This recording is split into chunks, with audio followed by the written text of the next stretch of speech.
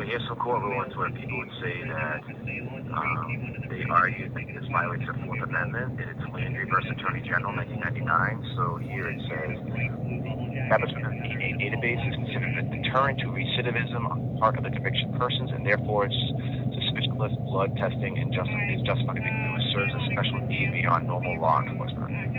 Is that saying, yep, they can do the DNA? So you say that's a case law, or what is that? That was case law, yep, for allowing DNA to be taken. So what case is that? Who versus who? That was Landry versus Attorney General, 1999. Andry versus Attorney General, 1999. Okay, I'll look that up when I get a chance.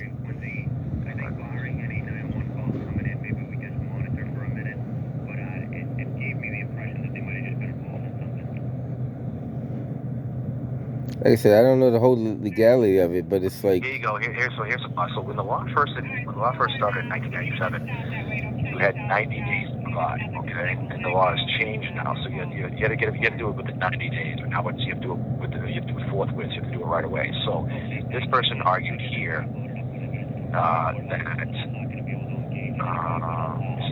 they should be after the 90-day period, therefore they should be prohibited from possession of the sample because it was after the 90-day period. So this is part of the law.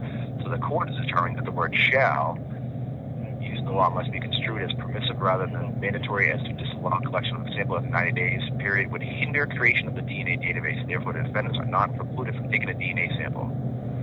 So that's basically the court saying, you know what? It doesn't matter that you didn't provide it at that point. You were hindering the creation of the DNA database by not providing your DNA. See, that's the thing. By law to do it. Right. So that's a different situation when you were asked to do it. I was never asked to do it in that time frame, so they're calling like 20 years later asking. It'd be like, I see what you're saying. So it'd be different if I said I'm not going to do it, and I'm supposed to do it within the 90 days, or as part of my probation, and I didn't do it. I'm asking, but you're refusing to do it. But see, then you bring up when you bring up something 20-something years ago, it's almost like you're trying to reopen the case. So I think the proper way to do it would be to reopen any case. This is part of your conviction. Right. It's like, so if the case is closed, right, then that means everything to do with that case should have been closed at that point. If it doesn't make sense or not. All right. Well, listen. You know what? This is what we'll do. She's like, I will summons you, and hopefully you make case law out of this. Right. I think that's the proper way to do it through the court system. The court system is the proper way to do all that stuff, because when you start doing it on the streets and everything, it's like you got half truth and mixed with other ideas, but the courts, that's where the battleground starts in the court system. Because a lot of people say it's unconstitutional. I understand that you briefly give your Fourth Amendment. Signed it right there by Landry versus Attorney General. Right, I seen that part. And that's providing because in that time frame. But if you say for example, this happened 30 years ago, and all of a sudden somebody says, "Hey, I need your DNA now." The question is, why now? Why didn't you guys do it then? I called Dorchester Court. I talked to the chief probation officer. They said it wasn't a requirement for them at all, and they said if it was a requirement, the case would never have been closed until you did it. You follow what I'm saying? No, I understand. Well, we made our attempts. Like I told you, like the 20 addresses that we had on file for you. Right. Our best. That was trying to tell us. But you had a phone number though. The phone number never changed.